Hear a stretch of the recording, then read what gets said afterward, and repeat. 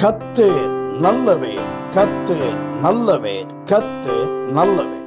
இப்போதும் நான் தேவனுடைய வார்த்தைக்கு உள்ளாக நாம் கடந்து போவோம். சோத்திரம் ஆண்டவரையும் நன்றியோடு துதிக்கிறோம் ஐயா. ஜீவனுள்ள தேவனையும் நன்றியோடு சோத்திரம்.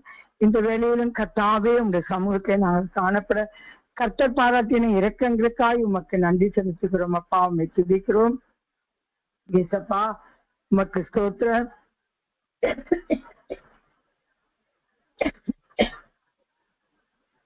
நாமத்தை நாங்கள் மகிமைப்படுத்துகிறோம் ஆண்டவரையும் நன்றியோடு சோத்தரிக்கிறோம் ஐயா.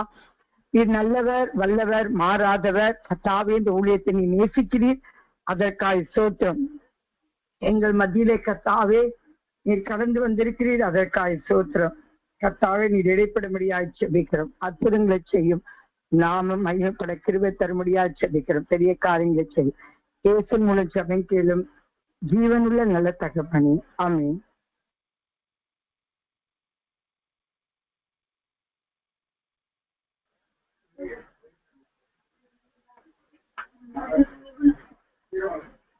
இப்பொழுது நாம் ஒரு ஒரு வார்த்தையினால் மன்னா என்கிறதான வார்த்தையை நாம் தியானிப்போம். மன்னா, மன்னா என்றால் எத்தனையோ காரியங்கள் உண்டு. மன்னா என்றால் வேத வசனத்தின் மூலமாய் கிடைக்கிறதான வெளிப்பாடு.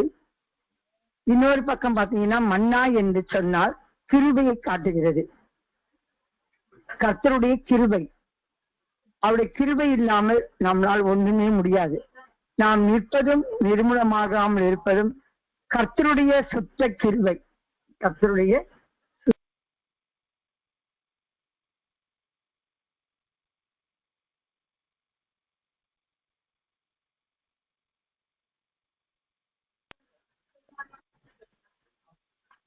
ஆனப்படின கர்த்தருடைய கிருபை.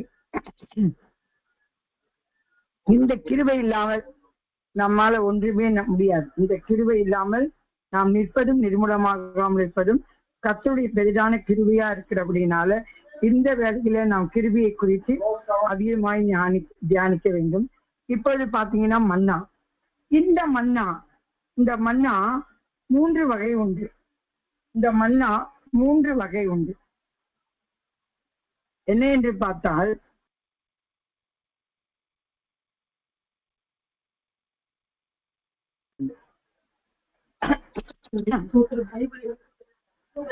இந்த மன்னா 3 வகை.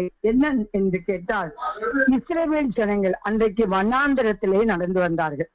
இஸ்ரவேல் ஜனங்கள் வனாந்திரத்திலே கடந்து வரும்போது தனக்கு ஆகாரம் இல்லை என்று சொல்லி முறுமுறுத்து மோசையிடம் முறையிட்டு மோசை கர்த்தரை நோக்கி கெஞ்சி கர்த்தர் அந்த மன்னாவை, வானத்திலிருந்து மன்னாவை வர வைத்தார். அந்த மன்னா எங்க பூமி எங்கும் அந்த மன்னா இருந்தது. ஜனங்கள் அதிகாலையில எழுந்திருத்து பார்க்கும்போது இது என்ன, இது வெள்ளையா இருக்கிறது என்று சொல்லி ஜனங்கள் ஆச்சரியப்பட்டார்கள். ஜனங்கள் ஆச்சரியப்பட்டு இது என்ன என்று விசாரித்தார்கள். ஆனபடினால இந்த மன்னா ஆண்டவர் ஒரு கட்டளை கொடுத்து, இது உங்களுக்காக ஆகாரமாய் கொடுக்கப்பட்டது, அன்றன்றைக்கு தேவையான மன்னாவை நீங்கள் எடுத்துக்கணும். ஒவ்வொருவருக்கும் எவ்வளவு வேணுமோ, அந்த நாள் ஒரு குடும்பத்துல எத்தனை பேர் இருக்கிறாரோ அத்தனை பேருக்கு என்னென்ன வேணுமோ அதை மாத்திரம் ஆண்டவர் எடுத்துக்க சொன்னார். அதை மாத்திரம் எடுத்துக்க சொன்னார். அதிகமாய் தேவைப்பட்டு எடுத்து வைத்தால் அது பூச்சி பிடிச்சிடும். அன்னைக்கு தேவையானதை மாத்திரம்தான் எடுக்க சொன்னார் ஆண்டவர். அப்படியாக தேவனுடைய ஜனங்களும் அன்றன்றைக்கு தேவையானவைகளை எடுத்துக்கொண்டார்கள். சிலர் அதிகமாய் ஆசைப்பட்டு நிறைய மண்ணாக்களை எடுத்து ஒழித்து வச்சுக்கிட்டாங்க. அதனால அது பூச்சி பிடிச்சு போயிடுச்சு. மண்ணா பூச்சி பிடிச்சு போயிடுச்சு. இதனுடைய காரியம் என்னவென்றால், அனுதினமும் தினந்தோறும் நமக்கு கிருபை வேணும். எதை குறிக்கிறது என்றால், தினந்தோறும் நமக்கு கிருபை வேணும். அன்றன்றைக்கு வேண்டிய கிருபை. இன்றைக்கு தேவன் நம்ம எப்படி நடத்துகிறாரோ அந்த கிருபை இல்லாம முடியாது. அன்றன்றைக்கு நமக்கு கிருபை வேணும். அந்த கிருபையை தான் அன்றன்றைக்கு மன்னாவாய் எடுத்துக்கொள்ளப்பட்டது. நமக்கு எவ்வளவு மன்னா வேணுமோ அந்த மன்னாவை நமக்கு கர்த்தர் கொடுத்தார். அந்தண்டைக்குரியதான கிருபைகளை கர்த்தர் கொடுத்தார்.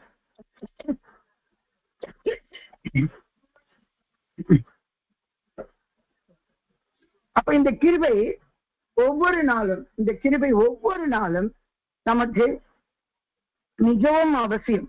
எப்படி இஸ்ரவேல் ஜனங்களுக்கு அந்த மன்னா மிகவும் அவசியமாய் காணப்பட்டதோ அப்படியாக இந்த கிருபை நமக்கு மிகவும் அவசியம். இந்த மன்னா வெயில் ஏற ஏற ஏற என்ன ஆகும்? உருகி போயிடும். லேட்டா வந்து பார்த்தா உருகி போயிடும். அது போல இந்த கிருபையை அதிகாலையில நீ தேடுகணும் என்று சொல்லுகிறார். அதிகாலை தேடுகிறவர்களுக்கு கிருபை நிச்சயமாய் உண்டு. கர்த்தரை தேடணும். கர்த்தருடைய சமூகத்துல நாம் காணப்படணும். கர்த்தருடைய சமூகத்துல முழங்கால் படிக்கணும். கர்த்தரை நோக்கி கெஞ்சணும். இப்படி எல்லாம் இருந்துச்சுன்னா நமக்கு மன்னா நிச்சயமாக நமக்கு உதவியாக இருக்கும். நல்லா தூங்கிட்டு ஒரு 10 மணி 9 மணி இப்படி எல்லாம் நல்லா காலையில எந்திரிக்காம நல்லா குறைச்ச விட்டு தூங்கிட்டு எப்ப எழுந்துக்கிறாங்களோ அப்ப ஜெபம் பண்ணுவாங்க சில பேர். அப்போ அந்த மன்னா கிடைக்காது. மன்னா உருகி போயிடும். அந்த தினந்தோறும் காலையிலே புதிதாக கிடைக்கிற மன்னா நமக்கு கிடைக்காது. நமக்கு அந்த மன்னா இல்லாம ஜீவிக்க முடியாது. காலைதோறும் அந்த புதிய மன்னாவை நாம் பெற்றுக்கொள்ள வேண்டும். ஆனால் சில ஜனங்கள் என்ன பண்ணுவாங்க? லேட்டா வருவாங்க. வெயில் ஏற ஏற மன்னா உருகி போவது போல நமக்கு அந்த காலைதோறும் புதிய கிருபை நமக்கு கிடைக்கும். அந்த காலைதோறும் புதிய கிருபை நாம் பெற்றுக்கொள்ளும் போதுதான் நம்முடைய அன்றைய நாளிலே நம்முடைய ஜீவியத்தை என்ன நடக்குமோ, நல்லதோ கெட்டதோ நன்மையோ தீமையோ எல்லாவற்றுக்கும் அந்த கிருபை தான் நம்மளை தாங்கும். அந்த கிருபை இல்லாம நம்மளால ஒன்றுமே செய்ய முடியாது. அந்த கிருபை நம்மளை தாங்கும். அந்த கிருபை நம்மளை வழி நடத்தும். அந்த கிருபை தான் நமக்கு எல்லாமே. சாதாரண கிருபை அல்லது. ஆனால் எப்படி இஸ்ரவேல் ஜனங்கள் ஒவ்வொரு நாளும் அதிகாலையில் வந்து அந்த மன்னாவை பொறுக்கி கொண்டார்களோ அப்படியாய் நாம் தேவ சமூகத்திற்கு அதிகாலையில் வந்து கர்த்தரை பாடி கர்த்தரை மகிமைப்படுத்தி அந்த கர்த்தரை சமூகத்திலே அந்த மன்னாவை நாம் பெற்றுக்கொள்ள வேண்டும். அப்பொழுது அந்த நாள் முழுவதும் நமக்கு சந்தோஷம். அந்த நாள் முழுவதும் நமக்கு சமாதானம். குடும்பத்திலே சமாதானம், நமக்குள்ளே சமாதானம், வேலை ஸ்தலத்திலே சமாதானம், யாவரோடு சமாதானம். யாவரோடு சமாதானத்தை நாம் பெற்றுக்கொள்ள முடியும். அதற்கு அந்த மன்னா மிகவும் அவசியம். அதே போல தினந்தோறும் எடுத்துக்கொள்கிறதான அந்த மன்னாவினால் ஆசீர்வாதம் உண்டானது. தேவன் நம்மை நடத்துகிறார். சரி, ஆனா ஆண்டவர் ஒரு ஆலோசனை சொன்னார். வார இறுதியில் ஓய்வு நாள் எதுவும் செய்யக்கூடாது என்பதற்காக 2 பங்கு மன்னாவை எடுத்துக்கொள்ள வேண்டும். மறுநாள் நீங்க ஓய்வு நாள்ல மன்னா வராது, நீங்க அந்த மன்னாவை சாப்பிடலாம்னு சொன்னாங்க.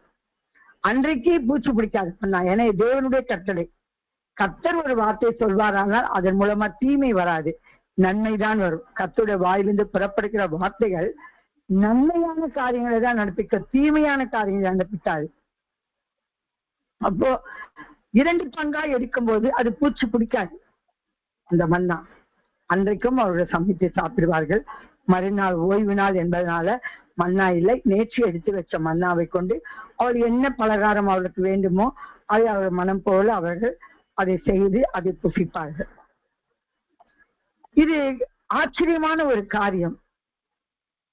தேவன் முதல் வானத்திலிருந்து மன்னாவை கொடுக்கறதே ஒரு அதிசயமான காரியம். வானத்திலிருந்து குடிச்சிருக்காரு மன்னா, ஒரு அதிசயம். அது கர்த்தர் நமக்கு கிருபை கொடுக்கிறாரோ அது ஒரு அதிசயம். எந்த மதத்தினருக்கும் கிடைக்காத ஒரு காரியம்.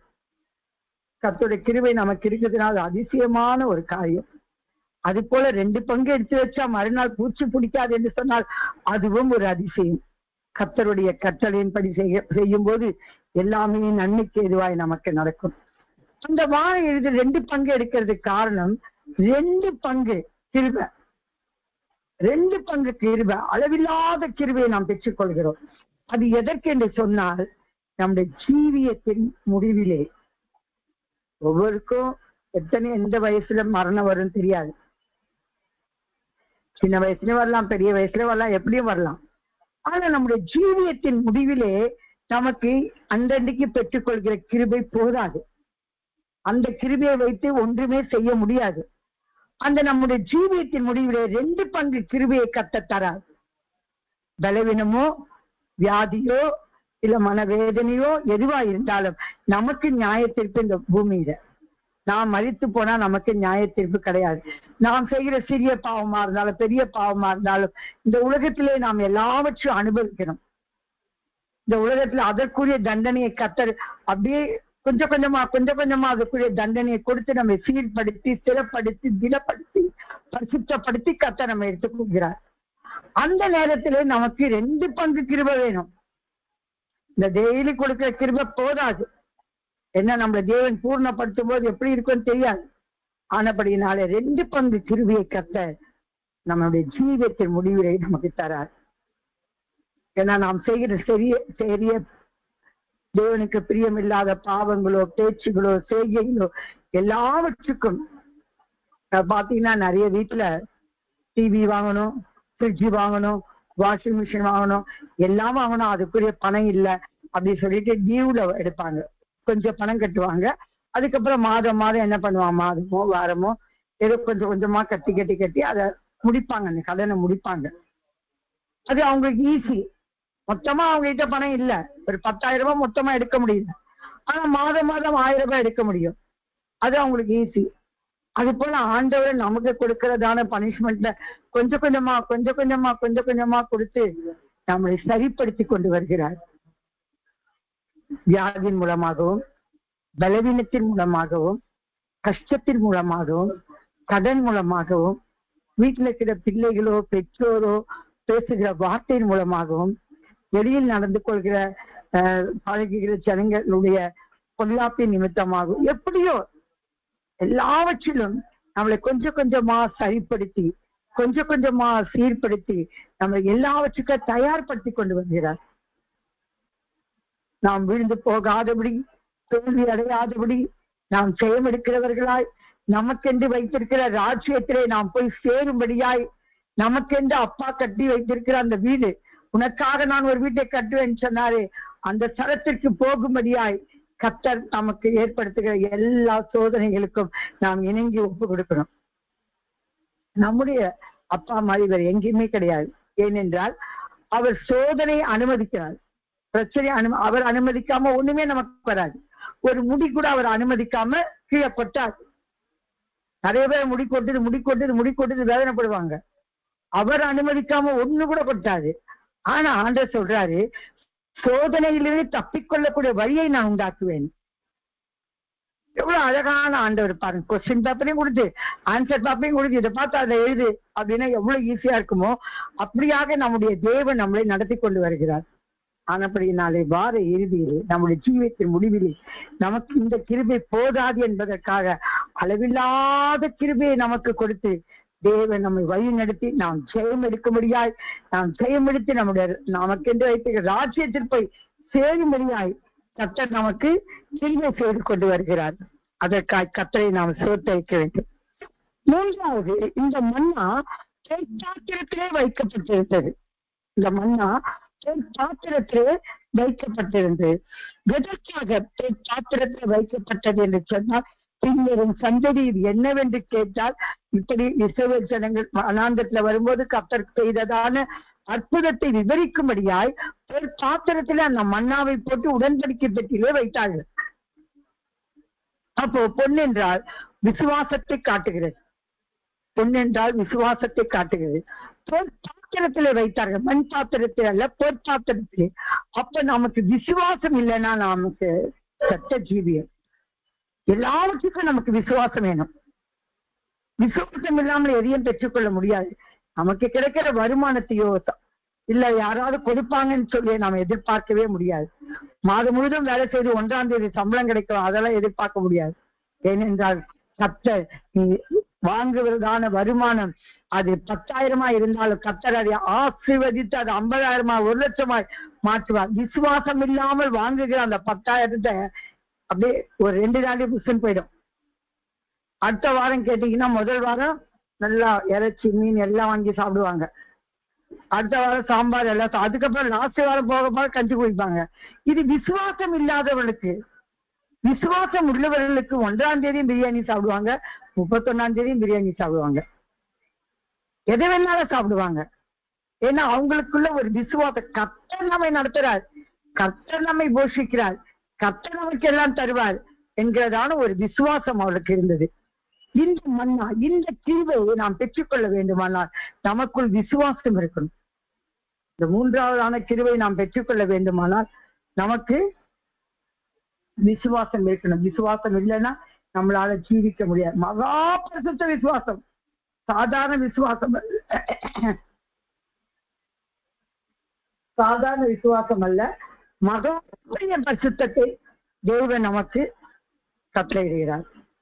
நாம் விசுவாசமோடு இருக்கும்போது கர்த்தர் நம்மை நிச்சயமாய் ஆசீர்வதிப்பார், நிச்சயமாய் ஆசீர்வதிப்பார். நம்ம கைவிடவே மாட்டோம். ஆனபடினாலே காலைதோறும் அவருடைய கிருபை புதிதா இருக்கிறது. அந்த புதிய கிருபையும் நம்முடைய ஜீவியத்தின் முடிவிலே நமக்கு நேரிடுகிறதான காரியங்களை நாம் பார்த்து கொள்ளக்கூடியதான கிருபைகளையும், அது போல விசுவாசமுள்ள கிருபை, விசுவாசத்தோடு அந்த கிருபையை பெற்றுக்கொண்டு அந்த நம்முடைய சந்ததிக்கும் அவர் விவரிக்கும்படியாய் கர்த்தர் நமக்கு உதவி செய்கிறார். கர்த்தருடைய மகா பரிசுத்த நாமத்துக்கு மகிமை உண்டாவதாக. அடுத்தது புலம்பல் 3:22-23. புலம்பல் 3:22-23. நாம் நிர்மூலமாகாதிருக்கிறது கர்த்தருடைய கிருபையே, அவருடைய இரக்கங்களுக்கு முடிவில்லை, அவைகள் காலைதோறும் புதியவைகள், உமது உண்மை பெரிதாயிருக்கிறது. இந்த வசனங்களை பார்க்கும்போது எவ்வளவு அழகா தேவன் நமக்கு இந்த வார்த்தைகளை நமக்கு தரா பாருங்க. காலைதோறும் புதிதாயிருக்கிறதா, காலைதோறும் புதிதாயிருக்கிறது. அந்த கிருபை தான் நமக்கு வேணும், அந்த புதிய கிருபை தான் நமக்கு வேண்டும். அந்த கிருபை இல்லாமல் நம்மால் ஜீவிக்க முடியாது. அதனால கர்த்தர் நமக்கு இந்த காலைதோறும் அந்த புதிய கிருபையை கர்த்தர் நமக்கு கொடுத்து கொண்டு வருகிறார். இந்த வசனத்தின்படி தேவனே நமக்கு கொடுக்கப்பட்ட அந்த கிருபையை நாம் பெற்றுக்கொண்டு கர்த்தருடைய சமூகத்திலே நாம் பெரிய காரியங்களை செய்து அவருடைய நாமத்தை தீமைப்படுத்த கர்த்தர் நமக்கு உதவி செய்து வருகிறார். கர்த்தருடைய பரிசுத்த நாமத்துக்கு மகிமை உண்டாவதாக. முதலாவது நான் வாசித்த வசனத்தின்படி தேவ கிருபையாகிய நம்முடைய மன்னா, தேவ கிருபையாகிய நம்முடைய மன்னா. இந்த மன்னா தேவ கிருபையை காட்டுகிறது என்று சொன்னோம். இவை காலைதோறும் புதிதாயிருக்கிறது. காலைதோறும் வாசித்த வசனத்தின்படி காலைதோறும் புதிதாயிருக்கிறது. இந்த மன்னா அனுதினமும் மன்னா நம்முடைய ஜீவியத்திற்கு தேவையா இருக்கிறது. இந்த அனுதினமும் உள்ள இந்த கொடுக்கிற மன்னா நம்முடைய ஜீவியத்திற்கு அது தேவையா இருக்கிறது. மன்னா மறுநாள் வைக்கப்படும் போது பூச்சி பிடிக்கும் என்று நாம் வாசித்தோம். நம்முடைய கிருபையை வைத்து நாம் என்ன பண்ணணும்? கிருபையை வைத்து நாளைக்குரிய காரியங்களை இன்றைக்கு செய்ய முடியாது. இன்றைக்குரிய காரியங்களை வைத்துதான் நாம் செய்ய முடியும். ஆனப்படினாலே இந்த கிருபையை நாம் அதிகமாய் இரட்டிப்பாய் பெற்றுக்கொள்வது மாத்திரமல்ல, நாம் எல்லா சூழ்நிலையிலும் நாம் நிற்பது, நிர்மூலமாகாமல் இருப்பது, எல்லா காரியத்திலையும் அந்த மன்னாவை மாத்திரம்தான் நம்ம சார்ந்திருக்கணுமே தவிர இவரை எந்த மனுஷனை சாரக்கூடாது. மன்னாவை கொடுத்ததான கர்த்தரை சார்ந்திருக்கலாம், மன்னாவை கொடுத்ததான கர்த்தரை சார்ந்திருக்கலாம். இரட்டிப்பான கிருபையை பெற்றுக்கொள்ள வேண்டுமானால் ஞாயிறு ஆராதனைக்கு முன்பாக சனிக்கிழமை ஆயத்த ஜெபம் என்று ஒரு ஜெபம், அந்த ஜெபத்திலே நாம் என்ன பண்றோம்? இரட்டிப்பாய் அந்த கிருபையை பெற்றுக்கொள்ளலாம். ஆயத்த ஜெபத்துல நாளை தினத்துல ஆண்டவரே நீர் உயிர்த்தெழுந்ததான அந்த நாளிலே நாங்கள் உங்களுடைய சமூகத்திலே நாங்கள் மன்றா ஆடி, ஆண்டவரே நாளை தினத்துல எங்களுக்கு கிருபை தாரும், பலன் தாரும், ஆண்டவரே நீ உயிர்த்தெழுந்த நாளிலே ஜெபிக்கிற சகல ஜெபம் மதித்தாரும், என் இருதயத்தை உங்களுடைய சமூகத்தை தண்ணீரை போல ஊற்றுகிறோம், நாங்கள் ஆடி பாடி கர்த்தாவே உங்களுடைய நாமத்தை மகிமைப்படுத்த வேண்டும் என்று சொல்லி அந்த ஆயத்த ஜெபம், அந்த ஜெபத்தை நாம் இரட்டிப்பாய் அந்த காரியங்களை கிருபைகளை நாம் பெற்றுக்கொள்ள முடியும். இந்த மன்னா நேற்றும் இன்றும் என்றும் மாறாததா இருக்கிறது. இந்த மன்னா நேற்றும் இன்றும் என்றும் மாறாததா இருக்கிறது. இது நித்திய கிருபை, சாதாரண கிருபை அல்ல, நித்திய கிருபை. இந்த கிருபையை, இந்த நித்திய கிருபையை நாம் பெற்றுக்கொள்ளாவிட்டால் நாம் ஜீவிக்கிறது விருதா. நித்திய கிருபை மன்னா பரலோகத்தில் இருந்து, அந்த வான மண்டலத்திலிருந்து இந்த மன்னா இறங்கி வந்தது. தேவ கிருபையினால நமக்கு இலவசமாக கிடைக்கிற இந்த மன்னாவை நாம் எடுக்க அதிகாலையில் எழும்ப வேண்டும். அதிகாலையில் எழும்பாமல் நாம் நல்லா நித்திரை செய்து கொண்டிருந்தால் நிச்சயமாக தேவனுடைய தேவன் அனுமதிக்கிறதான சந்தோஷத்தை ஆசீர்வாதத்தை நம்மால பெற்றுக்கொள்ள முடியாது. உலகத்தா தூங்குவாங்க, ஆனா தேவனுடைய பிள்ளைகள் அதிகாலை நிச்சயமாக எந்திரிக்க வேண்டும். அந்த பலன் வேண்டும். அந்த அதிகாலையில் எழுந்து அவரை துதித்து அவரை பாடி அவரை மகிமைப்படுத்தக்கூடியதான கிருபை வேணும். அந்த தூக்கத்தை தியாகம் பண்ணணும். தூக்கத்தை தியாகம் பண்ணும்போது நிச்சயமாய் அந்த கிருபையை நம்மால் பெற்றுக்கொள்ள முடியும். அதிகாலை, இந்த அதிகாலை என்பது எவ்வளவு முக்கியம் என்பது அறிந்தவர்கள், பரிசுத்தவான்கள், செபிக்கிறவர்கள், இப்படிப்பட்டவர்களுக்கு இது நிச்சயமாக தெரியும். இப்படிப்பட்டவர்களுக்கு இது நிச்சயமாக தெரியும். பாளையம் எங்கும் அந்த மண்ணா இருந்தது. பாளையம் எங்கும் அந்த மண்ணா இருந்தது. பாளையம் என்று சொன்னால் தேவ சமூகம். நீ தேவ சமூகத்துக்குள்ள வரும்போது நிச்சயமாக அந்த மண்ணா உனக்கு கிடைக்கும்.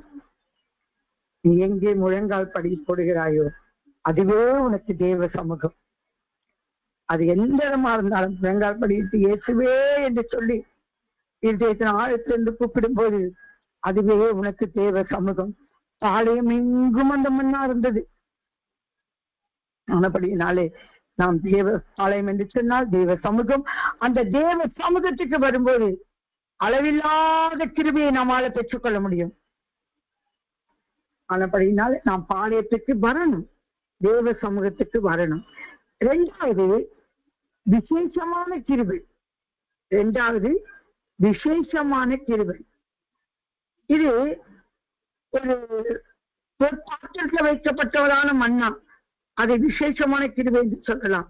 ஏன்னா சுத்த இருதயம், விசுவாசமான இருதயம் அப்படி இருந்தாதான் இந்த பொற்பாத்திரத்துல வைக்கப்பட்ட மன்னாவாக மாற முடியும். எபிரேயர் 2:9, எபிரேயர் 2:9. என்றாலும் தேவனுடைய கிருபையினால் ஒவ்வொருவருக்காகவும் மரணத்தை ருசி பார்க்கும்படிக்கு தேவ தூதரிலும் சற்று சிறியவராக்கப்பட்டிருந்த இயேசு மரணத்தை உச்சரித்தது நிமித்தம் மகிமையினாலும் ஜனத்தினாலும் முடிசூட்டப்பட்டதை காண்கிறோம். மகிமையினாலும் ஜனத்தினாலும் முடிசூட்டப்பட்டதை காண்கிறோம். மகிமையினாலும் ஜனத்தினாலும் முடிசூட்டப்பட்டதை நாம் காண்கிறோம்.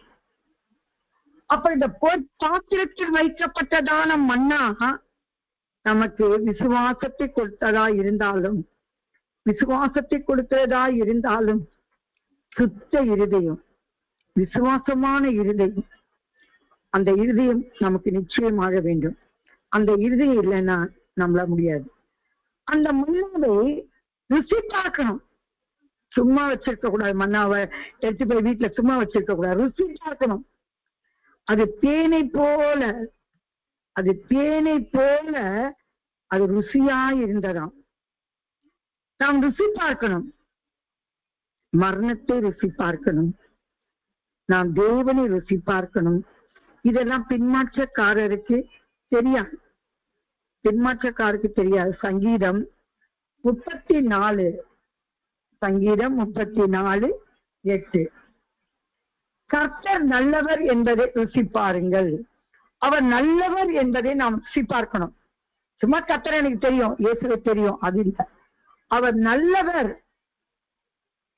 நல்லவர் என்பதை நாம் ருசி பார்க்கணும். அவர் மேல் நம்பிக்கையா இருக்கிற மனுஷன் பாக்கியவான். அவர் நல்லவர் என்பதை ருசி பார்க்க வேண்டுமானால் பாளையத்திலே கடந்து வந்து தேவ சமூகத்திலே வந்து அவரை செபித்து அவரோடு பேசி நம்முடைய இருதயத்தை ஊற்றி அவர் நமக்கு செய்கிறதான நன்மைகளை எல்லாம் நாம் பார்த்து அவர் எப்படிப்பட்டவர் என்பதை நாம் ருசித்து மற்றவர்களுக்கு நம்முடைய ஜீவியத்தை கத்த செய்த நன்மைகள், நம்முடைய ஜீவியத்தை கத்த செய்த நன்மைகளை மற்றவர்களுக்கு சொல்லணும். அவர் மேல் நம்பிக்கையா இருக்கிற மனுஷன் பாக்கியவான். நான் போய் சொல்லணும், நான் இயேசு மேல் நம்பிக்கையா இருக்கிறேன், நான் இயேசு மேல் நம்பிக்கையா இருக்கிறேன், அவர் நல்லவர் என்பதை நான் ருசி பார்த்திருக்கிறேன் என்று சொல்லி நாம் என்ன பண்ணணும்? போய் சொல்லணும். எல்லா இடத்துலயும் போய் நாம் சொல்லணும். நான் போய் சொல்லணும். நமக்குள்ளே பூட்டி வைக்கிறதல்ல, பூச்சி பிடிக்கிறதல்ல. தேவன் உங்களுக்கு செய்த நன்மைகளை நீங்கள் அடுத்தவர்களுக்கு சொல்லும் போது அவர்களுக்கு பக்தி விருத்தி உண்டாகும். பிசாசு வெட்கப்பட்டு போவான். தேவநாமம் மகிமைப்படும். கர்த்தர் மகிழ்ச்சி அடைவார். நமக்கு சாட்சி மிகவும் முக்கியம். நமக்கு சாட்சி முக்கியம். நிறைய சபையில பார்க்கும்போது சாட்சியே சொல்ல விட மாட்டாங்க. சாட்சி முக்கியம். நம்முடைய ஜீவியத்தை செய்ய சாட்சி முக்கியம். நம்ம ஐயா கூட எத்தனையோ முறை நமக்கு இரவு நேரங்களே அதிகாலையில சாட்சிக்கு முக்கியத்துவம் கொடுத்திருக்கிறார். ஒவ்வொருவரும் பண்டிகை குறித்தது, அவருடைய குடும்பத்திலே ஆண்டவர் செய்த நன்மைகள், அப்படி எத்தனையோ காரியங்களை சாட்சியாய் சொல்ல வைத்திருக்கிறார். அதிகாலை ஜபத்துல 3 மணி 3 மணிக்கு அந்த சாட்சிகளை சொல்ல ஆவலோடு வந்ததான் தேவட பிள்ளைகள் உண்டு. இரவு ஜபத்துல ஆவலோடு சாட்சிகளை சொன்ன தேவட பிள்ளைகள் உண்டு. அதை கேட்கும் போது அநேகருக்கு பக்தி விருத்தி உண்டானது. இப்படியெல்லாம் கர்த்தர் செய்திருக்கிறாரா என்று சொல்லி பக்தி விருத்தி உண்டானது. சாத்தான் வெட்கப்பட்டு நானும் நம்முடைய இயேசுவின் வல்லமை ஊழியத்துல எல்லா நான் ஜபங்களிலும் சாட்சி கொடுக்கக்கூடிய சூழ்நிலையிலும் நான் நிச்சயமா எங்க குடும்பத்திலே எங்கள் ஒவ்வொருவருக்கும் ஒரு பெரிய பெரிய சாட்சி உண்டு. எனக்கு ஒரு பெரிய சாட்சி, என்னுடைய தாயாருக்கு தனியா, என் பிள்ளைகளுக்கு, மருமகளுக்கு, பேத்திகளுக்கு என்று சொல்லி தனித்தனி சாட்சி உண்டு. எல்லாத்தையும் மொத்தமா ஒரு ஆராதனை வந்து சாட்சி சொல்ல முடியாது. அதுல விசேஷமா என்னுடைய பேத்தியின் சாட்சி நம்முடைய இயேசுவின் வல்லமை ஊழியத்துல இருக்கிற ஏராளம் அந்த இருக்கிற அநேகருக்கு நிச்சயமாய் தெரியும். ஏன் என்று சொன்னால், என்னுடைய மருமகளுக்கு 5வது மாதத்திலே அந்த பிள்ளையை குறித்து மருமகளுடைய வயிற்றுல கருவுல ஒரு பிள்ளை, அந்த பிள்ளையுடைய வயிற்றுல சுண்ணாம்பு கண்டு, பிள்ளையுடைய ஹார்ட்ல இருந்து ஏதோ கசிஞ்சு வருது, என்னதுன்னு தெரியல. தாய்க்கு இருதயத்துல ஏதோ பிரச்சனை, இதையெல்லாம் சொல்லி பிள்ளையை கலைக்க சொன்னாங்க. ஆனால் உண்மையாகவே நான் நமக்காக செபிக்க 4 பேர் வேணும்னு விரும்புவேன். நம்ம ஜெபிப்போம் நிறைய பேருக்கு, ஆனா நமக்கு ஜெபிக்கிறதுக்கு 4 பேர் வேணும்னு நினைப்பேன். இயேசுவின் வல்லமை ஊழியத்துல அந்த 5வது மாதத்துல இருந்து பிள்ளை பிறக்கும் வரைக்கும் ஜெபித்தார்கள். பிள்ளை பிறக்கும் வரைக்கும் எல்லாரும் ஜெபித்தார்கள். அதுலயும் விசேஷமாய் ஐயா எங்களுடைய வீட்டிற்கு வந்து என் மருமகள் தலையின் மேல் கையை வைத்து செபித்து, உனக்கு ஒன்றும் ஆகாது, சுகப்பிரசவம் தான் நடக்கும், குழந்தை நல்லா இருக்கும் என்று சொல்லி ஒரு தீர்க்க தரிசனமாய் தேவனுடைய வார்த்தையை சொல்லிவிட்டு போனார். நாங்கள் பயப்படவே இல்லை. ஏன்னா எல்லாரும் ஜெபிக்கிறாங்க, தேவன் பேசிட்டு போயிருக்காரு, நமக்கு என்ன என்று சொல்லி நாங்கள் சோத்திரம் மட்டும் விசுவாசத்தோட சோத்திரம் பண்ணுவோம். டெய்லி அந்த பிள்ளைக்காக, வயிற்றுல இருக்கிற அந்த பிள்ளைக்காக டெய்லி சோத்திரம் தான் பண்ணும், சோத்திரங்களை பண்ணும். பிரசவ காலம் வந்தது. டாக்டர்ஸ் கூப்பிட்டு சொன்னாங்க, சுகர் பிரசவம் எல்லாம் ஒண்ணும் நடக்காது, ஆபரேஷன் தான் பண்ணணும், சைன் பண்ணுங்க, பிள்ளைய காட்ட மாட்டோம், அந்த பெண்ணுக்கும் சீரியஸ், பிள்ளைய இன்குபேட்டர்ல வச்சிருவோம், இனி உங்களுக்கு குழந்தை பிறக்கிறது கஷ்டம், இந்த பிள்ளை பிறக்கிறது கஷ்டம், ஏதோ பிசாசின் வார்த்தைகள் ஏதோ. நாங்க ஒன்றுமே சொல்லல. தேவனை சோத்தரித்துக் கொண்டு கண்ணீரோடு அந்த ஹாஸ்பிட்டல்ல நான் ஒரு பக்கம், என் மகன் ஒரு பக்கமா அழுதுகிட்டே கண்ணீரோடு ஆண்டுகிட்ட ஜெபம் பண்ணிட்டே இருந்தோம். அவனே ஐயாக்கு போன் பண்ண, ஐயா நீங்க தானே வீட்டுக்கு வந்து என் மருமகளுக்கு சுகப்பிரசவம் நடக்குன்னு சொன்னீங்க, இப்ப ஆபரேஷன் தியேட்டர் கூட்டிட்டு போயிட்டாங்க ஐயா என்று சொன்னேன். என் அழுகையோடு சொன்னேன். அப்பொழுது தேவன் அவர் மூலமாய் பேசிய வார்த்தை என்னவென்றால், இல்லம்மா, கர்த்தர் என்ன சொன்னாரோ அதை தான் நான் சொன்னேன். கர்த்தர் சொன்ன வார்த்தையை தான் நான் சொன்னேன். சுகப்பிரசவம் தான் நடக்கும் என்று அவர் சொன்னார். அப்படி அவர்கிட்ட பேசிட்டு இருக்கும்போது கூப்பிட்டாங்க. மருமகளுடைய பேரை சொல்லி, லில்லி புஷ்பராணி என்னுடைய மருமகள் பேரு, அவங்க அட்டெண்டர் வாங்கன்னு சொல்லி கூப்பிட்டாங்க. சரின்னு சொல்லி நாங்கள் ஓடி போனோம். போவது ஒரு அழகான பெண் பிள்ளையை, அப்படி கலரான ஒரு பெண் பிள்ளை குழந்தைய காட்டினாங்க. பாருங்க, எவ்வளவு பயம்படுத்தி அப்படி காட்டும்போது கர்த்தர் எவ்வளவு பெரியவர் பாருங்க. நாங்க அந்த இடத்துல சத்தமா, ஏசப்பா உமக்கு நன்றி நன்றி நன்றி நன்றி கத்த ஆரம்பிச்சிட்டோம். நிறைய பேர் ஓடி வந்து பார்த்தாங்க. அப்ப நான் கேட்டேன், என்னுடைய மகள் எப்படி இருக்காதுன்னு சொல்லி கேட்டேன். அப்ப அவங்க சொன்ன வார்த்தை என்ன தெரியுங்களா? இதுதான் கர்த்தர். கர்த்தர் நமக்கு செய்யற காரியங்கள். ஆபரேஷன் தியேட்டருக்கு போய் சுகப்பிரசவம், மயக்கத்துல இருந்ததான மகளுக்கு கர்த்தர் சுகமாய் பிரசவிக்க செய்தார். கர்த்தருடைய வார்த்தை அது நமக்கு பேரின்பம் கொடுக்கக்கூடியது. ஒரே ஒரு வார்த்தை அவர் சொன்னால் போதும், பயப்படாதே என்று சொன்னால் போதும், நான் உனக்கு துணை நிற்கிறேன் என்று சொன்னால் போதும். அவர் சொன்ன ஒரு வார்த்தையை வைத்துக் கொண்டு நாம் எவ்வளவு தூரமானாலும் நம்முடைய ஜீவியத்தை கடக்க முடியும். நான் ஐயாக்கு உடனே ஓடி வந்து போன் பண்ணேன். ஐயா, ஆபரேஷன் தியேட்டர்ல போய் சுகப்பிரசவம் நடந்துச்சு. அவர் அப்ப சொன்னார், நான் தான் சொன்னேன்மா, கர்த்தர் சொன்னார், நான் அதை சொன்னேன். இப்ப பாருங்க, கர்த்தர் சொன்னார், நமக்கு அதுதான் முக்கியம். உலகத்தால் 1000 ஆறுதல் சொன்னால் அது முக்கியம் இல்லை. கர்த்தருடைய வார்த்தை தான் நமக்கு முக்கியம். அவர் எப்படி என்பதை ருசித்து பார்க்கணும்.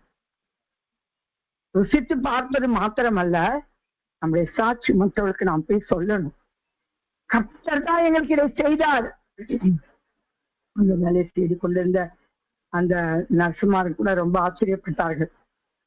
பரவாயில்லையே, ஆபரேஷன் போயிட்டு சுகப்பிரசவம் நடந்திருக்கே அப்படின்னு சொல்லி ஆச்சரியப்பட்டார்கள். என் உறவினர்கள் எல்லாம் விக்கிரக ஆராதனைக்காரர்கள், அவர்களுக்கெல்லாம் ரொம்ப ஆச்சரியம். உண்மையாகவே இது இயேசுவால் தான் முடிந்தது என்று சொல்லி அவர்கள் நாவினாலே ஒற்றுக்கொள்ள கர்த்தர் உதவி செய்தார். அதுக்கு பிறகு ஐயா இந்த திருமணம், பிறந்த நாள் இப்பெல்லாம் வந்து நடத்தும் போது வந்து ஓடி வந்து கேட்பாங்க, இவர் தான் சொன்னாரா, இவர் தான் சொன்னாரா வந்து எங்க உறவினர்கள்லாம் கேட்பாங்க. இயேசு மேல அவளுக்கு ஒரு நம்பிக்கை வந்தது. கர்த்தர் எவ்வளவு பெரியவர் பார்த்தீங்களா? கர்த்தர் பெரியவர் பார்த்தீங்களா? அவர் நல்லவர் என்பதை நாம் ருசித்து பார்க்கணும். நாம் ருசிக்காம நமக்கு தெரியாது. ஒரு பலகாரத்தை நாம் சாப்பிடும்போது அது என்ன ருசி என்பதை நாம் பார்க்கணும். பார்த்தாதான் நமக்கு தெரியும். அது போல கர்த்தர் நல்லவர், அவர் நல்லவர். அதனாலதான் ஐயா எல்லா இதுலயும் ஐயாவை பார்த்தா இப்ப நாங்களும் அதெல்லாம் சொல்ல கத்துக்கிட்டோம். கர்த்தர் நல்லவர், கர்த்தர் நல்லவர் போது எவ்வளவோ நான் எப்பவுமே கிருபை கிருபை கிருபைதான் சொல்வேன். ஆனா அவர் நல்லவர் என்பதை ருசித்தவங்க தான் அந்த நல்லவர் நல்லவர் சொல்றோம். அவர் நல்லவர். ஆனப்படினாலே கர்த்தரை நாம் எக்காரணம் கொண்டோம் கர்த்தரை நாம் மறுதளிக்காமல் அந்த மன்னாவை நாம் பெற்றுக்கொள்வோம். ஒரு அதிசயம், வானத்திலிருந்து அது வந்த மன்னா, அது அதிசயம். ஆனால் அந்த மன்னா எகிப்துல இருக்கும்போது கிடைக்கல. அவங்க எகிப்திலே கஷ்டப்பட்டு வேதனைப்பட்டு துயரப்பட்டு வேலை பலுவினால பாதிக்கப்பட்டு எப்படியோ இருந்தாங்க. அந்த நேரத்துல அந்த மன்னா கிடைக்கல. வனாந்திரத்துக்கு அப்புறம் கானானுக்கு போனாங்க. வனாந்திரத்துக்கு அப்புறம் கானானுக்கு போனாங்க. அப்பவும் அந்த மன்னா கிடைக்கல அவங்களுக்கு. ஆனா அந்த வனாந்திரத்தில் ஜீவித்தார்கள் பாருங்க, அப்பதான் அந்த மன்னா கிடைத்தது. வனாந்திரத்துல இருக்கும் போதுதான் மன்னா கிடைத்தது. எகிப்திலயோ கானான்லயோ கிடைக்கல, வனாந்திரத்துலதான் கிடைச்சது. ஆனப்படினாலே வனாந்திர ஜீவிகள், நாம் விரும்பாத ஜீவியம். அந்த வனாந்திரத்துல ஒண்ணுமே இருக்காது. அந்த வனாந்திரத்துல ஒண்ணுமே இருக்காது. தண்ணி கிடையாது, நிழல் கிடையாது, வழி கிடையாது, எதுவுமே கிடையாது. அந்த வனாந்திரம், அந்த வனாந்திரத்துலதான் கர்த்தர் நம்மோடு பேசுவார். அந்த வனாந்திரத்துலதான் ஆகாரோடு கர்த்தர் பேசினார். அந்த வனாந்திரத்துலதான் ஆகாருக்காக ஒரு தண்ணீர் துறவை கர்த்தர் ஏற்படுத்தி கொடுத்தார். வனாந்தரத்திலே நாம் விரும்பாத பாதையிலே, ஒன்றுமே இல்லாத பாதையிலே கர்த்தர் நமக்கு நன்மை செய்ய வல்லவரா இருக்கிறார். வனாந்தரத்திலே வழியையும் அவாந்தர வழியிலே ஆறுகளை உண்டாக்குறதான தேவன் நம்முடைய தேவன்.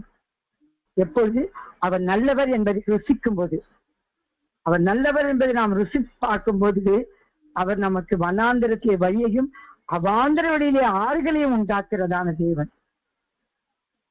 எதுவுமே கிடையாது, ஆனால் தேவன் நமக்கு என்ன தேவையோ அதை கொடுக்க வல்லவரா இருக்கிறார். செழிப்பை கொடுக்க வல்லவரா இருக்கிறார். தகிச்சு போய் குழம்பி போய் என்ன செய்யறது என்று தெரியாமல் நின்று கொண்டிருக்கிற வேலையிலே கர்த்தர் நமக்கு என்ன கொடுக்கணுமோ அதை கொடுப்பார். ஒன்றுமில்லாமல் உருவாக்குற தேவன் நம்முடைய தேவன். எதுவுமே கிடையாது, அங்கதான் உருவாக்குவார். நீங்க காற்றையும் காண மாட்டீர்கள், மழையும் காண மாட்டீர்கள், ஆனால் பள்ளத்தாக்கு தண்ணீரால் நிரப்பப்பட்டிருக்கும் என்று ஆண்டவர் சொன்னார். காத்தோல்ல மழையும் இல்லை, ஆனா தண்ணீர் தருவார். அது போல ஒன்றுமில்லாமல் உருவாக்குறதான தேவன் நம்முடைய தேவன். போது தேவன் நமக்கு பெரிய காரியங்களை செய்கிறார். வனாந்தரத்திலே வழியை உண்டாக்குகிறார். வனாந்தரத்திலே வழியை உண்டாக்கு எப்படி போகணும், நீ அடுத்து என்ன செய்யணும் என்பதை ஆலோசனை கொடுக்க வல்லவராக இருக்கிறார்.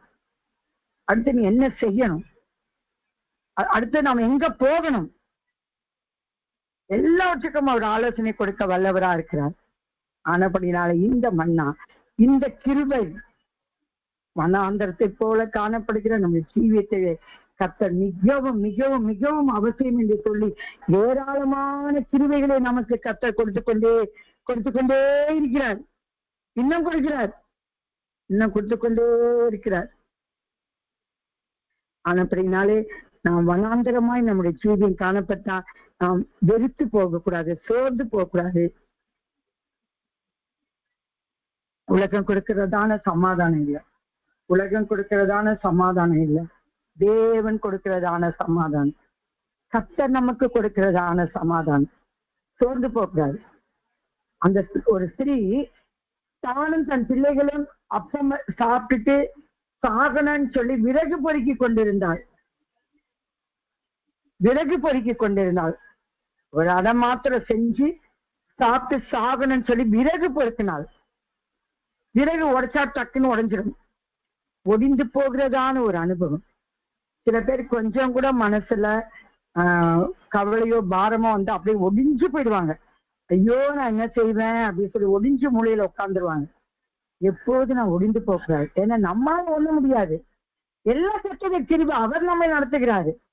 நான் ஒடிஞ்சு போய் என்ன பிரயோஜனம், நான் சோர்ந்து போய் என்ன பிரயோஜனம், அவர் தான் நம்மளை நடத்துறாரு. ஆனப்படினாலே நாம் ஒடிந்து போகிறதான பிள்ளைகளாய் காணப்படக்கூடாது. ஐயாவை போல சூரச்செடியின் போய் நாம் படுத்துக் கொள்ளக்கூடாது. நாம் தைரியமா இருக்கணும். கர்த்தருக்குள் எப்போதும் மகிழ்ச்சியா இருக்கணும். சந்தோஷமா, கர்த்தருக்குள் சந்தோஷமா இருங்க. நாம் சந்தோஷமா இருக்கதான் பிசாசு வெட்கப்பட்டு நம்மளை விட்டு ஓடி போயிடுவான். ஆனப்படி நாம் சந்தோஷமா இருக்கணும். நாம் துக்கப்படக்கூடாது, ஒடிந்து போகக்கூடாது, சோர்ந்து போகக்கூடாது. எது வந்தாலும் என்ன வந்தாலும் பாட்டெல்லாம் நல்லா பாடுவோம். என்ன வந்தாலும் எது வந்தாலும் அப்பாவை சோத்தரிப்பே பாட்டெல்லாம் பாடுவோம். ஆனா இறுதியில ஒரு சின்ன பாரம், சின்ன கவலை வந்து அப்படியே முகம் சோர்ந்து போயிடும். ஆமா, அப்படி இருக்கக்கூடாது. ஒரு கட்டையை நம்ம உடைக்க முடியாது. கத்தில வெட்டணும், கோடாரி வச்சு வெட்டணும். கட்டையாக நாம் காண உறுதியா இருக்கணும். நாம் ஒடிந்து போற அனுபவம் நமக்கு இருக்கக்கூடாது, உறுதி இருக்கணும். அந்த கட்டை தான் வேதத்தில் உள்ள வெளிப்பாடு, உபதேசம், சத்தியம். அதுதான் அந்த கட்டை. நாம் கட்டையா இருக்கணும். யாரும் நம்மளை உடைக்க முடியாது. கையினால எடுத்து டக்குன்னு உடைக்க முடியாது. விறக உடைச்சிடலாம். விறகாய் இராதபடி ஒரு கட்டையாய் காணப்பட கர்த்தர் விரும்புகிறார். அவருடைய பிள்ளை அவரை போல இருக்கணும்னு விரும்புகிறார். ஆனா அப்படி என்ன பிரச்சனை போராட்டம் வந்தாலும் நாம் கலங்கவே கூடாது, நாம் சோர்ந்து போகவே கூடாது. கர்த்தர் மேல் நம்பிக்கை வைத்து நாம் திடமனதோடு காத்திருக்கணும். அவர் நல்லவர் என்பதை நாம் எப்போது ருசிக்கிறோம். அவர் நல்லவர், அவர் நல்லவர், அவர் மாறாதவர், மாசற்றவர், மகிமை நிறைந்தவர். அவர் கொடுக்கிற புதிய கிருபைக்காய் கர்த்தரை நாம் சோத்தரித்துக்கிட்டே இருக்கணும். கர்த்தருடைய பரிசுத்த நாமம் மகிமை உண்டாவதாக. மூன்றாவதாக, தேவ சித்தமாகிய நம்முடைய மன்னா. தேவ சித்தமாகிய நம்முடைய மன்னா. இங்கே யோவான் 4:34. யோவான் 4:34. இயேசு அவர்களை நோக்கி, நான் என்னை அனுப்பினருடைய சித்தத்தின்படி செய்து அவருடைய கிருபையை முடிப்பதே என்னுடைய போஜனமாயிருக்கிறது. இயேசு அந்த சொல்றார், என்னை அனுப்பினருடைய சித்தத்தின்படி செய்து அவருடைய கிரியையை முடிப்பதே என்னுடைய போஜனமாயிருக்கிறது. தேவன் நம்ம எந்த நோக்கத்திற்காக தாயின் கருவிலே தெரிந்து கொண்டாரோ, தாயின் கருவிலே நம்ம எந்த நோக்கத்திற்காக தெரிந்து கொண்டாரோ அந்த நோக்கத்தை நாம் நிறைவேற்ற வேண்டும். அந்த நோக்கத்தை சும்மாலாம் நம்மள ஆண்டு உருவாக்கல. நம்முடைய தாயின் வயிற்றுல நம்ம என்னெல்லாம் பண்ணணுமோ, தேவன் தான் நமக்கு கைகளையும் ஒவ்வொரு அவயங்களையும் ஜீவனையும் கொடுத்து ஒவ்வொரு அவயங்களை உருவாக்கி தேவன் இந்த உலகத்துக்கு கொண்டு வந்தார். இந்த உலகத்திற்கு கொண்டு வந்த தேவன் நம்மை நடத்தினார். அநேகர் பிறந்ததிலிருந்தே கிறிஸ்தவர்களா பிறந்திருப்பீங்க. நாளை விக்கிரக ஆராதித்துக் கொண்டிருந்தவளை கர்த்தர் தெரிந்தெடுத்து தேவன் அவர் வந்து சேர்த்து கொண்டார். என்னை தேடி வந்து என்னை கர்த்தர் சேர்த்து கொண்டார். அப்போ என்ன நோக்கத்திற்காக தெரிந்தெடுத்தார், எந்த நோக்கத்திற்காக தெரிந்தாரோ அந்த நோக்கத்தை நாம் நிறைவேற்றுகிறவர்களாக காணப்பட வேண்டும். தேவ சித்தத்தை நாம் செய்யணும். தேவ சித்தமாகி நம்முடைய மன்னா, தேவ சித்தத்தை நாம் செய்யணும். அவருடைய சித்தம் செய்யனா ஒண்ணுமே இல்லை. நம்முடைய சுய விருப்பத்தின்படி நாம் நடக்கக்கூடாது. சுய பலத்தினால நாம் ஒன்றும் செய்ய முடியாது. சுய பலத்தினால நம்மளால ஓட முடியாது. தேவனுடைய பலத்தினாலதான் நம்மளால ஓட முடியும். அவருடைய சித்தத்தை தான் நாம் செய்ய முடியும். உண்மையான கர்த்தருடைய பிள்ளைகள் என்ன சின்ன காரியமா இருந்தாலும் பெரிய காரியமா இருந்தாலும் அவருடைய சித்தத்தை மாத்திரம்தான் செய்வாங்க. நாமே ஒரு முடிவு பண்ணிக்கிட்டு ஆண்டவர்கிட்ட போய் போராடி செபித்து அதை செய்வது தெய்வ சித்தம் அல்ல. நம்முடைய விருப்பமும் அவருடைய விருப்பமும் ஒன்றா இருந்தாதான் தெய்வ சித்தம். ஆனப்படினாலே தேவன் நம்மை நடத்துகிற பாதைகள் ஆச்சரியமான பாதைகள். ஆண்டவரே சொல்றாரு, பிதா எதற்காக அவர் அனுப்பினாரோ அதை செய்வதுதான் அவருக்கு போஜனமா இருக்கு. நம்மை எதற்காக உருவாக்கினாரோ நாம் அதை தான் செய்யணும். ஆண்டுக்கு தெரியும் தான் பாடுபட போகிறோம், நம்மளை இப்படி சித்திரவதை பண்ண போறாங்க, எல்லாமே அவருக்கு தெரியும். ஆனா அவர் சொன்ன வார்த்தை பாருங்க, ஆண்டவரே இந்த பாத்திரம் என்னை விட்டு நீங்க கூடுமானால் நீங்கட்டும், ஆனாலும் என்னுடைய சித்தத்தின்படி அல்ல உன்னுடைய சித்தத்தின்படி ஆக்கிறது. இந்த வார்த்தையை கர்த்தர் சொன்னபடினால்தான் தேவதூதன் வந்து அவரை பலப்படுத்தினார். கெத்செமனேயிலே தேவதூதர் வந்து அவரை பலப்படுத்தினார். இன்றைக்கு நமக்கும் அது பிரியமோ பிரியம் இல்லையோ, எது தேவ சித்தமோ அந்த பாதையில நாம் கடந்து போகும்போது நமக்கு வெற்றி நிச்சயம், ஆசீர்வாதம் நிச்சயம். நாம் சுயமாய் ஒன்று செய்யக்கூடாது. மனுஷரை பிரியப்படுத்த, மனுஷனுடைய வார்த்தையை கேட்டு மனுஷனை பிரியப்படுத்த அதற்கேற்றபடி நாம் நடக்கக்கூடாது. யாரா இருந்தா தைரியமா கர்த்தர் இப்படிதான் எனக்கு சொல்லியிருக்காரு. கர்த்தர் ஒரு வார்த்தை சொன்னார், அது நிச்சயமா நிறைவேற்றுவார். அவர் மனமான மனுபுத்திரன் அல்ல. ஆனப்பட கர்த்தர் எனக்கு இந்த வார்த்தையை சொல்லியிருக்கிறார் என்று சொல்லி தைரியமாய் சொல்லணும். ஐயோ இப்படி சொன்னா இவன் என்ன பண்ண நினைப்பாங்களோ, சரி வரேன் அப்படி சொல்லி அவங்க பின்னாடி போகக்கூடாது. கர்த்தர் பின்னாடிதான் போகணும். தேவ சித்தத்தை நாம் செய்கிறவர்களாய் காணப்படணும். நம்மளால தேவ சித்தம் செய்ய முடியும்னா நாம் வாழறதே வேஸ்ட். தேவ சித்தம் செய்கிறதான தேவடைய பிள்ளையாய் நாம் காணப்பட வேண்டும். யாத்திரையாகமம் 16:16 யாத்திரையாகமம் 16:16 கர்த்தர் கட்டளை இடுகிறது என்னவென்றால், அவரவர் புசிக்கும் அளவுக்கு தக்கதாக அதை எடுத்து சேர்த்து வைக்க கடவீர்கள். உங்களில் உள்ள ஆத்துமாக்களின் லக்கத்தின்படி அவனவன் தன் தன் கூடாரத்தில் இருக்கிறவனுக்காக தலைக்கு ஒரு ஓமர் அளவு எடுத்துக்கொள்ள கடவன் என்றார். இப்ப பாத்தீங்களா, கர்த்தர் கட்டளையிட்ட காரியம். எத்தனை பேர் இருக்கீங்களோ அத்தனை பேர் எடுங்க. அப்போ தேவ சித்தம் என்னதோ அதை தான் நம்ம செய்யணும். இல்ல எங்க வீட்டுல 4 பேர் இருக்கிறோம், அது பத்தாது, இன்னும் எங்களுக்கு வேணும்னு சொல்லி நாம நிறைய எடுத்துக்கொள்ளக்கூடாது.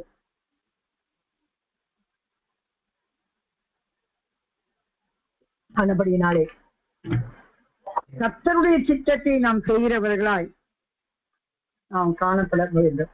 அது தேவ சித்தத்தை செய்யும் போது தேவன் நம்மை ஆசீர்வதிக்க அவர் வல்லவரா இருக்கிறார். நாம் விரும்பாத பாதையா இருந்தா கூட கர்த்தர் அந்த பாதையிலே நம்மை அழகாய் நடத்துவார், ஆசீர்வாதமாய் நடத்துவார்.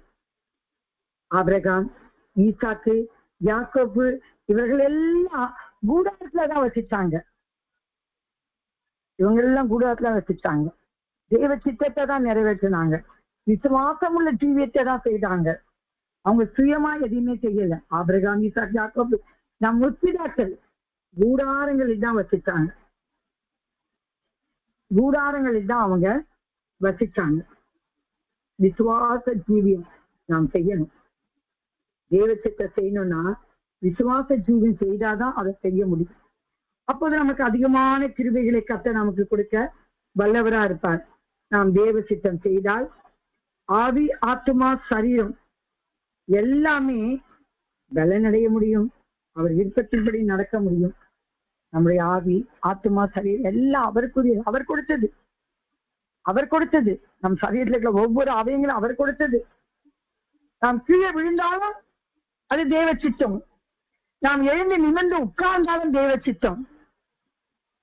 நமக்கு கிடைக்கிறதான வேலை போனாலும் தேவ சித்தம். இல்ல புதிதாய் வேலை கிடைச்சாலும் தேவ சித்தம். எல்லாமே தேவ சித்தம். நாம் எது நடந்தாலும் தேவ சித்தம். கர்த்தர் நமக்கு செய்கிற சகலத்தை நல்லதுக்காகவே செய்கிறார். அவர் நம்ம எப்பவுமே நம்மை சித்தல்ல மாட்டி விட மாட்டார். அவருடைய சித்தத்தை செய்யும்படியாய் நாம் தான் நம்மை ஒப்பு கொடுக்கணும். ஆவியை ஒப்பு கொடுக்கணும், ஆத்மாவை ஒப்பு கொடுக்கணும், சரீரத்தில் இருக்கிற ஒவ்வொரு அவயங்களையும் நாம் ஒப்பு கொடுக்கணும். எல்லாவற்றையும் ஒப்பு கொடுக்கும் போது கர்த்தர் நிச்சயமாய் நம்மை ஆசீர்வதிப்பார். ஒவ்வொரு அவயங்களும் அவர் கர்த்தர் ஒப்பு கொடுக்கும் போது அந்த அவயங்களுக்கு என்ன செய்ய வேண்டும் என்பதை அவர் அறிந்திருக்கிறார். ஏனென்றால் நாம் அவருடைய பிள்ளைகள். அவர் தான் நம்மை உருவாக்கினார், அவர் தான் நமக்கு ஜீவனை கொடுத்தார். அப்படினாலே அவருடைய சித்தத்தின்படி நடக்கும்போது அவர் நம்மை நிச்சயமாய் ஆசீர்வதிப்பார். நம்மை கைவிட மாட்டார், நிச்சயமாக ஆசீர்வதிப்பார். சங்கீதம் 40:8.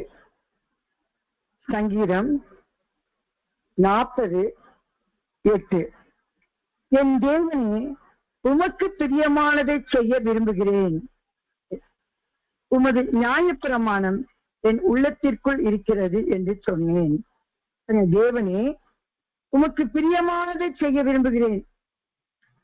கர்த்தருக்கு எது பிரியமோ அதை மாத்திரம் நாம் செய்தால்தான் நமக்கு தேவன் ஆசீர்வாதத்தை கொடுக்க முடியும். அந்த மன்னா நமக்கு பிரயோஜனமானதாய் காணப்படும். தேவ சித்தத்தை நாம் செய்யணும். நம்முடைய விருப்பம், சுய விருப்பம், மனுஷ விருப்பம், பிசாசு விருப்பம், இதெல்லாத்தையும் தூக்கி போட்டுடணும். போட்டுட்டு தேவ சித்தத்தை மாத்திரம் நாம் செய்யும் போது நிச்சயமாக கர்த்தர் நம்மை ஆசீர்வதிக்க அவர் வல்லவராய் இருக்கிறார். அவர் நிச்சயமாய் நம்மை ஆசீர்வதிப்பார். 4வது காரியம், வெளிப்படுத்தலாகிய கர்த்தருடைய மன்னா. வெளிப்படுத்தலாகிய கர்த்தருடைய மன்னா. இது வேத வசனத்தின் மூலமாய் நமக்கு கிடைக்கிறதான வெளிப்பாடு. இந்த மன்னா என்று சொல்வது வேத வசனத்தின் மூலமாய் கர்த்தர் நமக்கு கொடுக்கிறதான வெளிப்பாடு. ஒரு வசனத்தை எடுக்கும்போது, ஐயெல்லாம் பிரசங்கம் பண்ணாருன்னா அவரு ஒரே ஒரு வசனத்தை எடுக்கிறாரு, அதுக்குரிய விளக்கத்தை சொல்றாரு, அந்த விளக்கத்துல இருந்து இன்னொரு விளக்கத்தை சொல்றாரு, அதுல இருந்து இன்னொன்னு சொல்றாரு. இந்த வெளிப்பாடெல்லாம் இப்படி அதிகமான கிருபை பெற்றவர்களுக்கு தான் கிடைக்கும். அதிகமான கிருபை பெற்றவர்களுக்கு இவ்வளவு வெளிப்பாடு எல்லாம் கிடைக்கும். நாமும் அந்த வெளிப்பாடை பெற்றுக்கொள்ள வேண்டுமானால் கர்த்தருடைய கிருபை நமக்கு அவசியம்.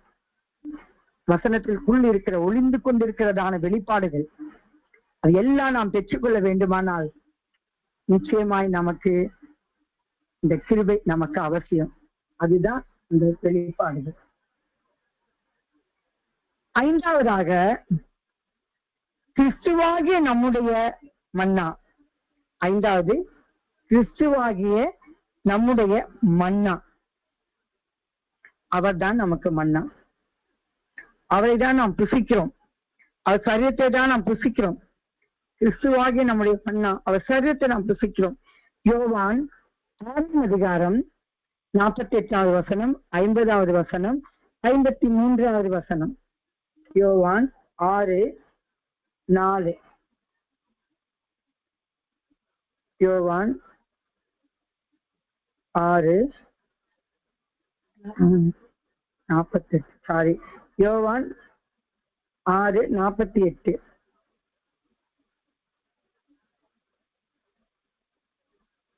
ஜீவ அப்பம் நானே, ஜீவ அப்பம் நானே. அவர்தான் அப்பம். என்னது ஐந்தாவது என்ன? கிறிஸ்துவாகிய நம்முடைய மன்னா, ஜீவ அப்பம் நானே. அவர்தான் நமக்கு மன்னா. அந்த மன்னாவை நாம் புசித்தால், அந்த மன்னாவை நாம் சார்ந்திருந்தால் நமக்கு ஒரு பிரச்சனை, என்ன வருகிற எல்லா பிரச்சனைகளுக்கும் அவரே எல்லாவற்றையும் பார்த்துக் கொள்வார். உனக்காக நான் யுத்தம் பண்ணுவேன், நீ சும்மா இரு, உனக்காக நான் யுத்தம் பண்ணுவேன். அவரே எல்லாத்தையும் பார்த்துக்கிறார். ஜீவ அப்பம் நானே. 50வது வசனம். இதுவே புசிக்கிறவன் மறியாமல் இருக்கும்படி வானத்திலிருந்து இறங்கின அப்பம் இதுவே. இதிலே புசிக்கிறவன் மறியாமல் இருக்கும்படி வானத்திலிருந்து இறங்கின அப்பம் இதுவே. எவ்வளவு ஒரு பெரிய காரியம் பாருங்க. அவரே அப்பம், வானத்திலிருந்து இறங்கின அப்பம் அவரே. ஒரே பேரான குமாரனை பிதா நமக்காக அனுப்பினார். அவர்தான் நமக்கு ஜீவ அப்பம். அந்த அப்பம் மேன்மையான அப்பம். அடுத்தது 53வது வசனம். அதற்கு இயேசு அவர்களை நோக்கி, நீங்கள் மனுஷகுமாரனுடைய மாம்சத்தை புசியாமலும் அவருடைய இரத்தத்தை பானம் பண்ணாமலும் இருந்தால் உங்களுக்குள்ளே ஜீவன் இல்லை என்று மெய்யாகவே மெய்யாகவே உங்களுக்கு சொல்கிறேன்.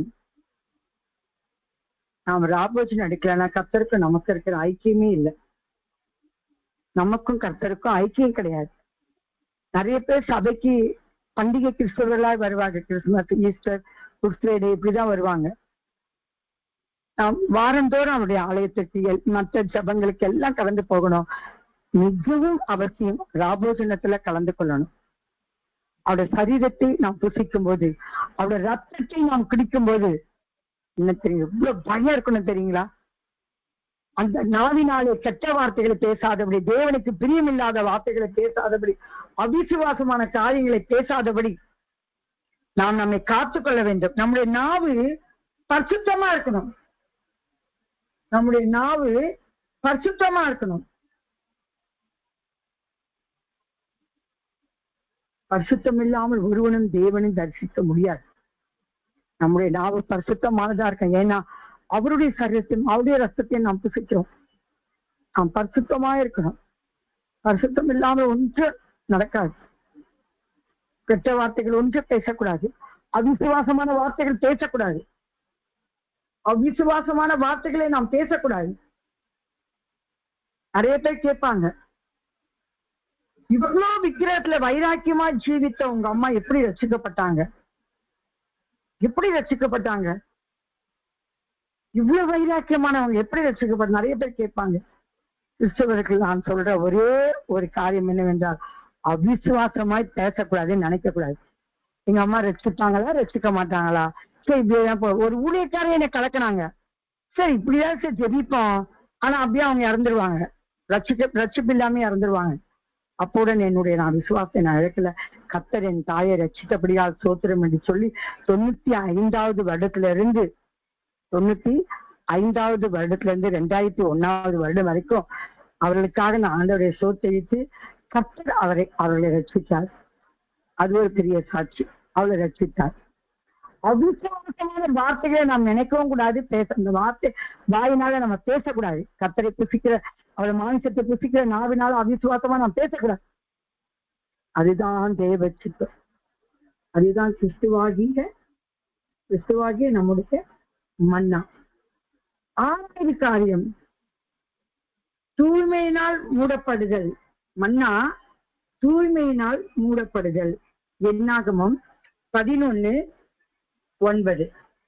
என்னாகமம் 11:9. இரவிலே பாளையத்தின் மேல் பனி பெய்யும் போது மன்னாவும் அதன் மேல் விழும். இரவிலே பாளையத்தின் மேல் பனி பெய்யும் போது மன்னாவும் அதன் மேல் விழும். பாருங்க, வெறும் மண்ணா அப்படியே விழுந்தா ஒருவேளை மணல் இருக்கும், நிறைய டஸ்ட் இருக்கும், இலை இருக்கும், எல்லாமே இருக்கும். கர்த்தர் எவ்வளவு கரிசனை உள்ளவர். பனி பெய்யும் போது ஒரு பரிசுத்தமா அந்த பனியை அதுக்கு மேல மன்னாவர் தான். எவ்வளவு ஒரு தூய்மையான மன்னாவை தேவன் நமக்கு தருகிறார். தூய்மையான மன்னா, இது சுத்தமானது. புதிய மன்னா, சுத்தமான மன்னா, குளிர்ச்சியான மன்னா, எப்படி வேணாலும் நம்ம சொல்லலாம். தூய்மை, தூய்மையான மன்னா. இந்த மன்னா தூய்மையானது. நாம் கர்த்தருடைய சமூகத்திலே நாம் இந்த மன்னாவை நாம் ஆண்டுடைய சமூகத்திலே நாம் கேட்கணும். ஆண்டவரே, நான் தூய்மையா இருக்கணும். இசப்பா, நான் தூய்மையா இருக்கணும், பசுத்தமா இருக்கணும், உண்மை கேட்டு உகந்த வாசனையா இருக்கணும், உண்மை போல இருக்கணும் ஆண்டவரே என்று சொல்லி வார்த்தையினால இருதயத்திலிருந்து கேட்கணும். அந்த நமக்கு கொடுத்த மன்னாவை தூய்மையா கொடுத்தாராம், உண்மையா கொடுத்தாராம், பரிசுத்தமா கொடுத்தாராம். நாமும் அப்படியாய் கேட்டு பெற்றுக் கொள்ள வேண்டும். யாத்திரையாகமும் 16:14. பெய்திருந்த பனி நீங்கின பின் இதோ வனாந்தரத்தின் மீதெங்கும் உருட்சியான ஒரு சிறிய வஸ்து உறைந்த பனிக்கட்டி பொடித்தனையாய் தரையின் மேல் இருந்தது. எவ்வளவு ஒரு பரிசுத்தமா அதை வச்சிருந்தார் பாருங்க. அவர் பரிசுத்தார், நாமும் பரிசுத்தமா இருக்கணும்.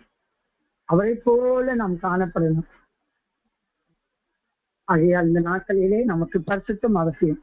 7வது காரியம், என்னை மென்மேலும் சிறியவனாக மாற்றும் மன்னா.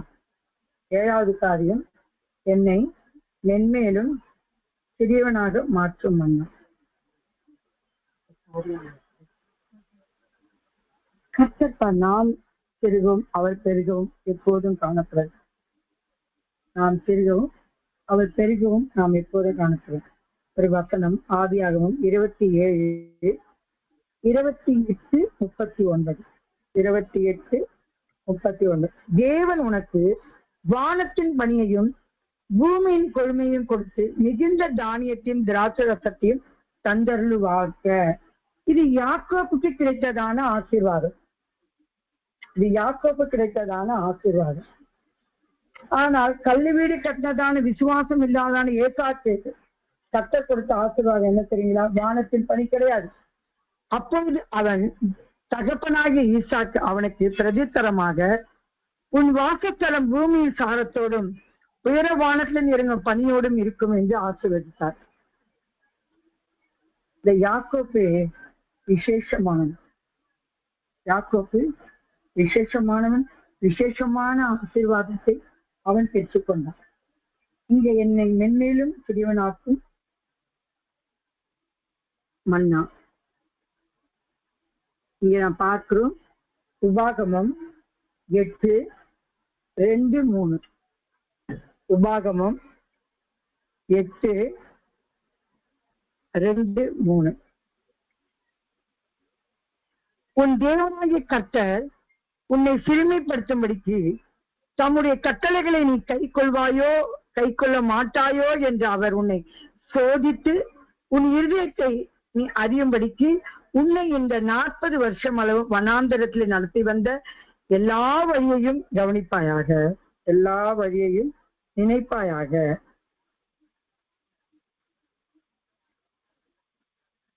கர்த்தர் பெரியவர்.